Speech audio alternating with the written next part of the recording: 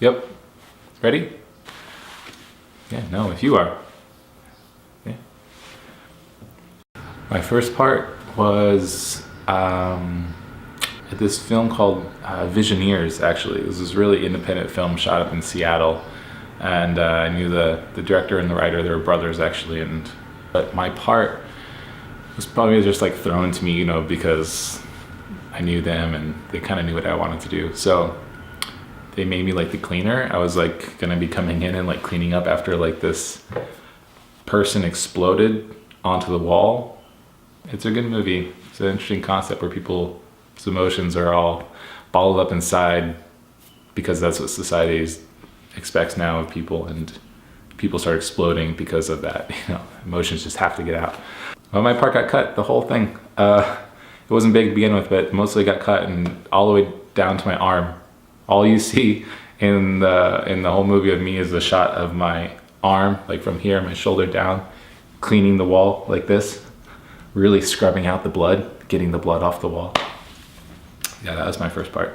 I can tell you what I remember first seeing. First remember seeing those big walkers in the snow in Empire Strikes Back, like my godfather's house. I can remember watching it there and just being completely engulfed in what was this like totally different world. So Star Wars probably was the first. Probably Harrison Ford. I mean, cinematic crush growing up. I've met him actually a couple times, and I think it might have been the only time I've ever really been starstruck by meeting somebody. Han Solo and Indiana Jones, same guy. I mean, that was it. Yeah, can you do that? Can you like put those two together? Maybe like Han Jones or like Indiana Solo? Indiana Solo is much better. Let's do that. Indiana Solo would definitely be my man, cinematic man crush, I guess. Actors today, I mean, anything that Adam Driver is doing right now is just on another level. I mean, yeah, he inspires me like anytime he's on screen doing anything. Tom Hardy. I'm actually quite inspired by a lot of actresses also. Kate Blanchett, Kate Winslet, man, yeah, they've always like really inspired me. Like to see a powerful woman on screen, I think almost comes off more powerful. I did, yeah. I grew up around women for sure. My mom, obviously, my older sister, and then my younger sister, and my aunt lived with us for a while.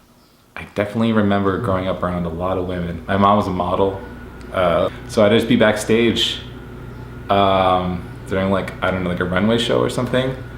And I remember just sitting there like reading my book, and you're reading it, but your eyes are kind of like above the page looking around because all these model women are wandering around like taking off their clothes and changing and all coming over and like saying how cute you are, you know, as a little boy. And I don't think I've gotten that attention from models ever since, but there was a time. But no, I think, yeah, growing up, I think with a really strong woman influence definitely shaped me, like for sure, 100%. I do. I have a few tattoos, yeah. When I got the first one up here on my arm, it was from my dad after he passed away. I think it's a really special way to kind of share something important, and yeah, I think it's a beautiful form of expression, actually. Yeah. Yeah. No, I know the hair. It's long. Man, I hear from my mom every day about how long it is because she tells me to cut it. It just feels nice having like this, almost like this barrier around your face, you know, and you can kind of change it up and be a little bit different, you know, from day to day. And, you know, you can kind of be hidden from the world. You know, no one can see you, right? No one? Look at that. See, no one really knows who I am. I do have a hair muse, Jason Momoa, you know, Aquaman. Have you ever like really like read up on that guy or like, watched his video? The guy's amazing. Yeah, I'm telling you, Jason Momoa, he's like the real deal. I guess it's not just a a hair crush on that guy. It might be just like a straight up man crush right now, I think. Yeah, Jason Momoa. No, I never acted in high school, actually. The closest I got was playing music, playing in the pit orchestra for Kiss Me Kate school musical, and I played in the pit orchestra. That's literally as close as I got to a stage, like just underneath it. I played the trumpet. I was a band geek. That was my first form of like artistic expression, I guess you could say. Yeah, so I think music was kind of my foray into the arts, and then acting came later. You know, you tell people and it's definitely like oh yeah, acting, yeah, sure, that's, you know, you can do, you know, yeah, no one else wants to do that. Yeah, you're gonna move to LA, and oh yeah, it's a good idea.